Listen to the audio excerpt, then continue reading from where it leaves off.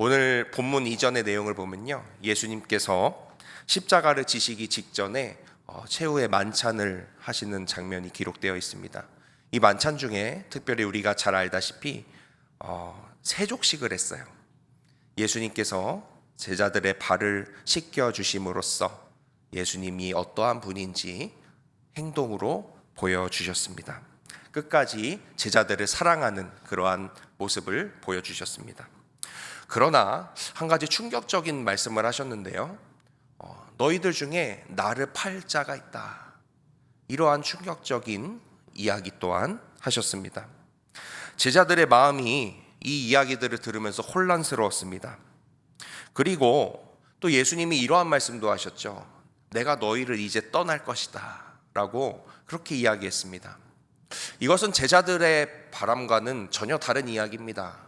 제자들은 지금 예수님의 오른팔 왼팔이 누가 되느냐, 예수님과 함께 한몫 잡아보겠다, 이러한 마음으로 가득 차 있는데 예수님께서 떠나가신다고 하니 얼마나 황당한 일인지 모릅니다. 그때의 이 말의 의미가 뭔지 모르겠어서 참다 못한, 이 참을성이 제일 없었던 베드로가 이렇게 입을 엽니다. 오늘 본문 36절 말씀을 함께 읽어보겠습니다. 함께 읽습니다. 시작.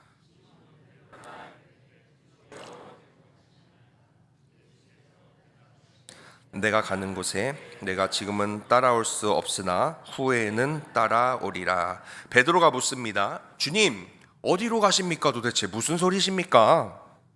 베드로의 이 질문은요, 단순한 호기심이 아닙니다. 주님, 왜, 무슨 말이세요? 나를 왜 두고 가신다는 얘기입니까? 이게 무슨 이야기입니까? 제가 제자가 아닙니까? 저는 같이 안 갑니까?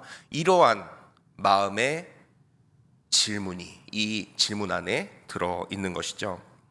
이 질문에는요, 예수님에 대한 사랑도 들어있고요, 예수님의 이 말씀에 대한 서운함도 들어있고 또 충성심도 들어있습니다. 예수님께서 그런데 이렇게 대답하십니다. 방금 읽은 본문을 보니까요, 내가 가는 곳에 내가 지금은 따라할 수 없지만 후에는 따라올 거다. 후에는. 이 말씀 속에 두 가지 의미가 있죠. 하나는 지금은 아니다, 그런데 나중엔 된다. 이 두 가지 의미가 들어 있습니다. 베드로는 이 말씀을 기다리지 못하고 자신의 속내를 그대로 또 드러내는데요, 오늘 본문 37절 한 번만 다시 읽어보겠습니다. 37절입니다. 함께 읽습니다. 시작. 베드로가 이르되 주여, 내가 지금은 어찌하여 따라갈 수 없나이까? 주를 위하여 내 목숨을 버리겠나이다. 주님, 제가 왜 못 따라갑니까? 내가 지금 준비가 다 돼 있는데, 목숨도 버릴 수 있는데 무슨 말씀을 하시는 겁니까? 저는 이 베드로 형님의 이야기, 이 스타일이 마음에 들어요. 직선이잖아요. 궁금하면 물어보는 거죠. 그렇죠?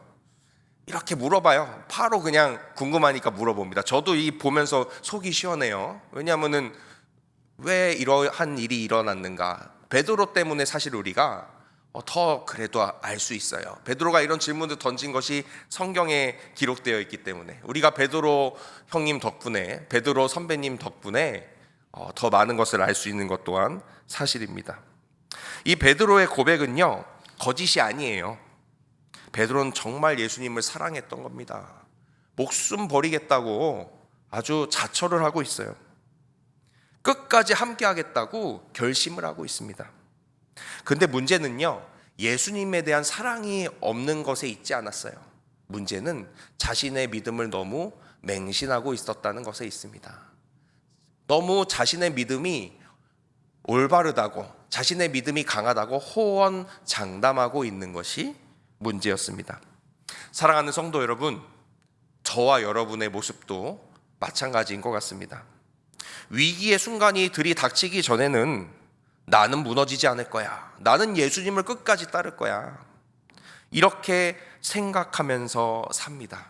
그러나 많은 경우에 위기가 닥치면 그 믿음은 온데간데 없어지는 경우들이 적지 않습니다.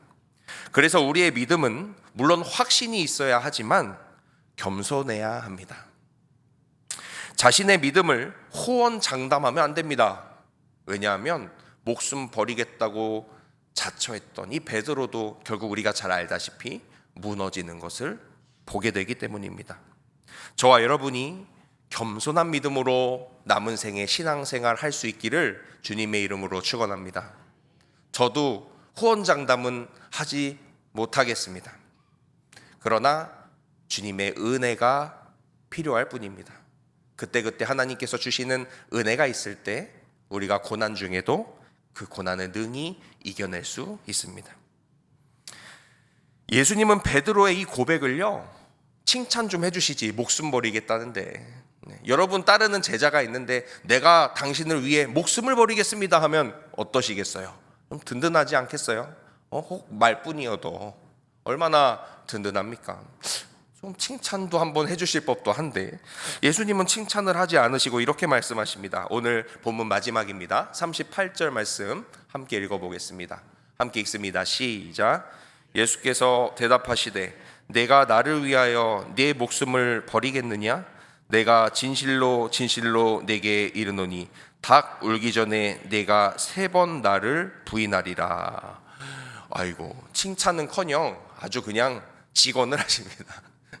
예수님께서 모르겠어요. 지금 십자가에 못 박히시기 직전이어서 심각하시게만 얘기하시는지 모르겠는데 원래는 굉장히 따뜻하고 유머러스 하시고 하신 분입니다. 그런데 지금은 그런 거 장난 안 치세요. 지금은 아주 직언을 하십니다. 아주 현주소를, 베드로의 현주소를 아주 가감없이 말씀하고 계십니다. 닭이 울기 전에 내가 나를 3번이나 부인할 것이다. 3번 부인할 거야. 이 말씀은요, 예수님의 예언입니다. 그리고 예수님의 믿음, 베드로의 믿음에 대한 예수님의 확실한 진찰이었습니다. 베드로의 마음을 몰라서 하신 말씀도 아니고 베드로의 한계를 정확히 아시기 때문에 하신 말씀이었습니다. 여기에서 우리가 주목해야 될 사실이 있습니다. 그것은 예수님께서는 알고 계셨어요. 이 베드로가 3번 자신을 부인할 거란 사실을 명확히 알고 계셨어요. 그럼에도 불구하고 이 실패를 미리 아시면서 그를 끝까지 제자로 두셨습니다. 이것이 우리가 오늘 본문에서 짚어야 할 포인트입니다. 우리는 이렇게 절대 할 수 없습니다. 이 사람이 나를 배신했다 했을 때 옆에 둘 수가 없습니다. 미래를 알 수 있다면 우리가 예수님과 같이 시간을 초월하신 분이어서 미래를 알 수 있다면 더 그럴 겁니다. 저 녀석 결국 나를 뒤통수 칠 녀석인데, 아이고 미리 내가 아니까 다행이지, 저거 이제 거리 좀 둬야겠구만, 이렇게 우리는 생각할 겁니다. 그러나 예수님의 사랑은 그런 정도가 아니라는 것을 우리가 오늘 말씀을 통해 확인할 수가 있습니다. 그 은혜가 저와 여러분에게도 있기 때문에 저와 여러분이 지금 이 자리에 있는 줄 믿습니다. 그 은혜가 있었기 때문에 저와 여러분이 이 자리에서, 여기 앉아 계신 우리 선배님들은 저보다 더 몇 번 더 은혜가 더 있었을 것 같아요.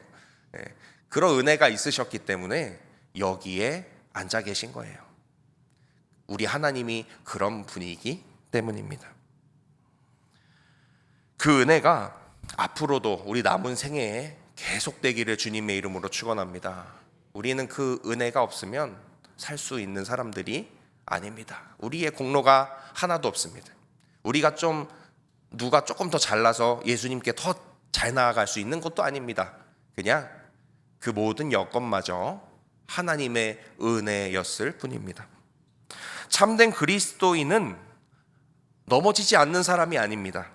성경 어디에도 한 번도 실패하지 않은 제자가 없어요. 심지어 예수님의 제자들이요, 그 예수님과 동고동락했던 제자들마저도 예수님께서 십자가에 못 박히시자 다 도망갔어요. 한 명도 남김없이 다 도망갔습니다. 저와 여러분이라고 예외일까요? 그렇지 않을 겁니다. 그러나 참된 그리스도인은 넘어짐으로 끝나는 사람이 아닙니다. 넘어진 자리에서 다시 주님께 돌아오는 사람을 가리켜서 그리스도인이라고 합니다. 뭐라고요? 그리스도인이라고요. 넘어지지 않는 사람이 그리스도인이 아니라 넘어져도 다시 방향을 하나님께 가는 사람, 그것이 그리스도인이란 겁니다. 그러니 지금 혹시 넘어져 계신 분 계시다면, 이 넘어짐이 여러 가지가 있습니다. 신앙의 넘어짐이 있고 또 삶의 넘어짐이 있습니다. 그런 넘어짐이 있더라 할지라도 다시 일어나서 예수님께 나아가는 것, 그것이 그리스도인의 삶입니다. 베드로는 그날 밤에 실제로 예수님을 3번 부인했습니다. 좀 예수님 말씀 좀 틀리게 부인 좀 하지 말아보지. 그것도 그대로 했어요. 3번 부인했습니다. 닭 울음소리를 들으면서 자신이 얼마나 초라한 존재인지, 형편없는 존재인지 다시 한번 재확인했습니다. 완전히 그 마음이 무너져 버렸어요. 여러분 생각해 보십시오. 그렇게 호언장담했는데 정말 자신의 현주소가 확연하게 드러났습니다. 그런데요, 여기서 끝나지 않았어요. 우리가 잘 알다시피 예수님께서 부활하신 후에 베드로를 찾아오시죠. 그리고 책망하셨나요? 아니요. 와서 조반을 먹으라 라고 말씀하셨죠. 그리고 물어보십니다. 3번 물어보셨어요. 너가 날 사랑하느냐? 책망하지 않으시고 3번 물어보시면서 예수님의 변함없는 사랑을 표현하셨습니다. 사랑하는 성도 여러분, 이것이 복음입니다. 주님은 우리가 주님을 알기 전부터 사랑하셨습니다. 아멘이십니까? 태초부터, 우리가 주님을 알기 전부터 사랑하셨다고 말씀에 기록되어 있습니다. 그리고 심지어 우리가 죄인 되었을 때에 먼저 우리를 위해 십자가에 못 박혀 돌아가셨습니다. 오늘 우리가 함께 부른 찬송가가 있죠. 찬송가 90장인데요. 90장을 한번 띄워주실까요? 이 가사가, 이 찬양을 제가 참 좋아하는 찬양 중에 하나인데, 제일 좋아하는 찬송가는 없습니다. 다 좋기 때문에. 그런데 좋아하는 것 중 하나입니다. 왜 좋냐 하면 1절, 2절, 3절이 좀 전에 제가 말씀드린 우리를 주님께서 우리를 알기 전부터 우리를 사랑하셨고, 우리가 죄인 되었을 때 사랑하셨고, 이 2가지가 다 이 가사 안에 들어있는데요. 이 찬송가가 참, 저도 찬송가 좋아해요. 찬송 요즘 나오는 거라도 좋지만 찬송가에 이 성경의 진리가 다 들어있습니다. 제가 이 가사를 한번 읽어드립니다. 주 예수 내가 알기 전 날 먼저 사랑했네. 그 크신 사랑 나타나 내 영혼 거듭났네. 주님을 내가 알기 전부터 주님께서 나를 사랑하셨다. 여러분이 주님을 알기 전부터 주님이 여러분을 사랑하셨습니다. 아멘이십니까? 이것이 성경이 이야기하고 있는 진리입니다. 내 마음에 주님께서 늘 계시고 나 주 안에 있어. 함께 동행하는 것을 의미하죠. 저 포도 비유 같으니 참 좋은 나의 친구, 창조주를 친구라고 말할 수 있는 분들이 여러분입니다. 2절입니다. 내 친구 되신 예수님 날 구원하시려고 그 귀한 몸을 버리사 내 죄를 대속했네. 십자가 사건을 이야기하고 있죠. 죄인 되었을 때에 나를 사랑하시려고 십자가에 못 박혀 목숨을 버리셨다. 나 주님을 늘 믿으며 그 손을 의지하고 내 몸과 마음을 바쳐서 끝까지 충성하리. 이 십자가의 은혜를 깨달은 사람은 몸과 마음을 바쳐 충성할 생각뿐이 없습니다. 3절입니다. 내 진실하신 친구여 큰 은혜 내려주사 날 항상 보호하시고 내 방패 되옵소서. 창조주께서 나와 동행하시니 모든 인생의 일거수 일투족을 하나님께 의뢰하는 장면입니다. 그 풍성한 참사랑을 네 능히 끊을소냐. 누가 나의 하나님께서 나를 사랑하시는 것을 끊을 수 있냐? 그럴 수 없다. 사도 바울의 고백이죠. 날 구원하신 예수는 참 좋은 나의 친구. 아멘이십니까? 참 좋은 친구이신 하나님께서 여러분과 함께 하심을 믿으시기를 주님의 이름으로 축원합니다. 우리의 연약함보다 하나님의 은혜가 더 크기 때문에 우리에게 희망이 있는 겁니다.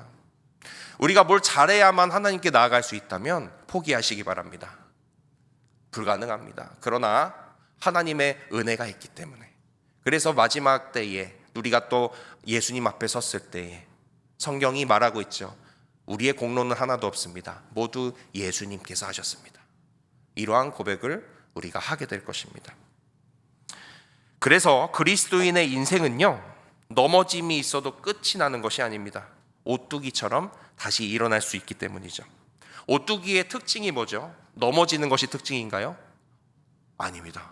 그 후가 특징입니다. 다시 넘어져도 빨딱 일어나는 것이 오뚜기의 특징입니다. 마찬가지로 참된 그리스도인은요, 완벽한 사람이 아닙니다. 다시 넘어져도 오뚜기처럼 일어날 수 있는 사람. 왜냐하면 창조주를 등에 업고 있기 때문에, 우리 뒤에 든든한 백이 있기 때문에, 그렇기 때문에 우리가 다시 일어날 수 있는 거죠. 회개하면서 은혜를 붙들면서 다시 주님의 길을 따르는 사람, 그것이 그리스도인입니다. 그래서 저는 이런 사람을 오늘 설교의 제목을 제가 붙인 것처럼 이렇게 이야기하고 싶습니다. 오뚜기 찐 그리스도인. 오뚜기 진 라면이 아니라 오뚜기 찐 그리스도인. 우리 함께 따라해 볼까요? 나는 오뚜기 진 라면이 아니라 오뚜기 찐 그리스도인이다. 다시 한번요. 나는 오뚜기 진 라면이 아니라 오뚜기 찐 그리스도인이다. 이거 유튜브 나갈 때 이거 광고 괜히 제가 해줘가지고 저기 이거 찡 소리 나게 이게 특수 처리를 해야 될 것 같습니다. 오뚜기 찐 그리스도인. 넘어져도 다시 주님께 향하는 사람. 오뚜기 찐 그리스도인.